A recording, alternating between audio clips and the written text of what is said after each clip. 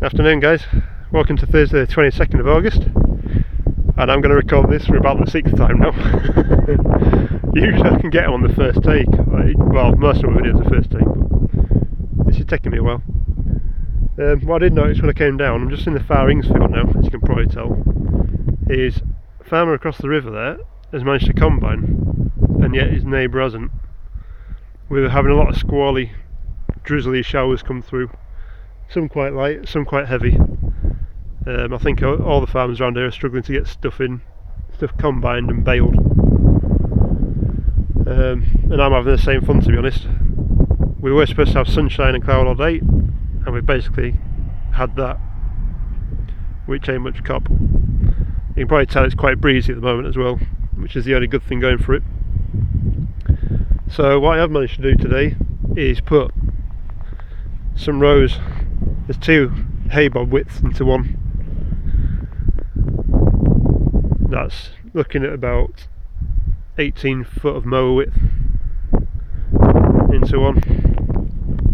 So when I mowed it on Monday, Tuesday I used the hay bob and moved the swath a little bit over to this side, taking it off its original position just to let the ground dry, because this field's been really wet. So I did that with all of them, and then today I went up and down and pulled these rows back in again. It's worked out quite well. If anybody watches Ben Goddard, I could do with one of his tedders now, or his rowing up machines, because that's what the hay bob's left, and I can never seem to get it very clean.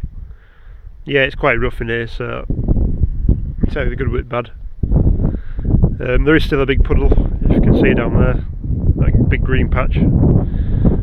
That's still got water stood in it. The field has dried considerably since I mowed it, so we're getting there. I was talking about getting a contractor in to row up, but I think his smallest tractor is like 250 horse, and it's twice as much in weight as my New Holland, or the estate New Holland. So I'm slightly worried if I do send him in, I'm just going to have wheelings and tracks all the way through my land. And his tyres are a lot bigger than mine. So I decided to row it up. I would have liked at least 50% more in a swath, but I can't win them all. Say after lunch it did shower on it for about 10 minutes. So I don't know if you can see the water sat on there. Underneath it's dry, it's quite nice. It's drying out fairly well. We could just do with 2 days, 3 days maybe of nice warmth, which hopefully should be coming tomorrow and Friday. Friday and Saturday. But we'll see what comes of it. So if I don't get the contractor in, because there's only really this field and the bit next door, which I've done exactly the same with, and that's only 1.5 acres or so, and this is about 4 acres.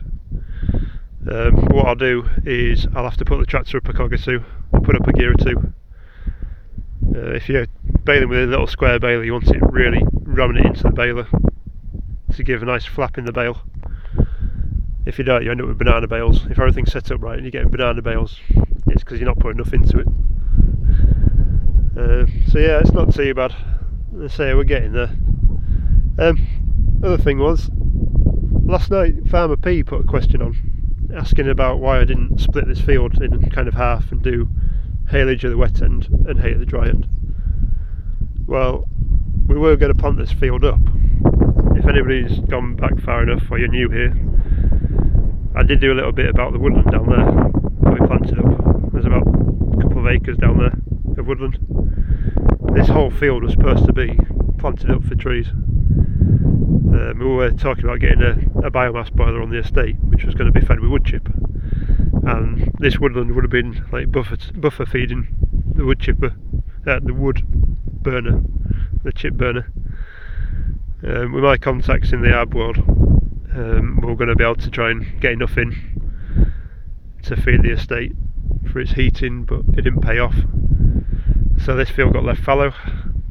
I realised that when we started doing the hay baling, that winter field, which is over there, wasn't going to produce enough grass for us for the winter.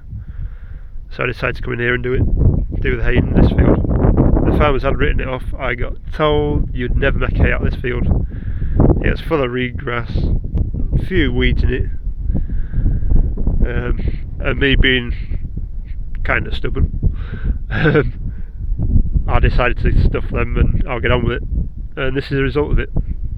I can't remember how far back it was now. It's been 4 years now. This is 4th year, maybe 5th year I've taken hay off. This is the 2nd year I've done a second cut on it, so for a field that got wrote off, I don't think it's doing too bad. So hopefully that's answered that one. I'm going to say, if you do have questions about, just put them in bottom. Quite happy to answer them. So yeah, that's about it really. Hopefully tomorrow's weather will be better, the sun will be out, and we'll get some drying done.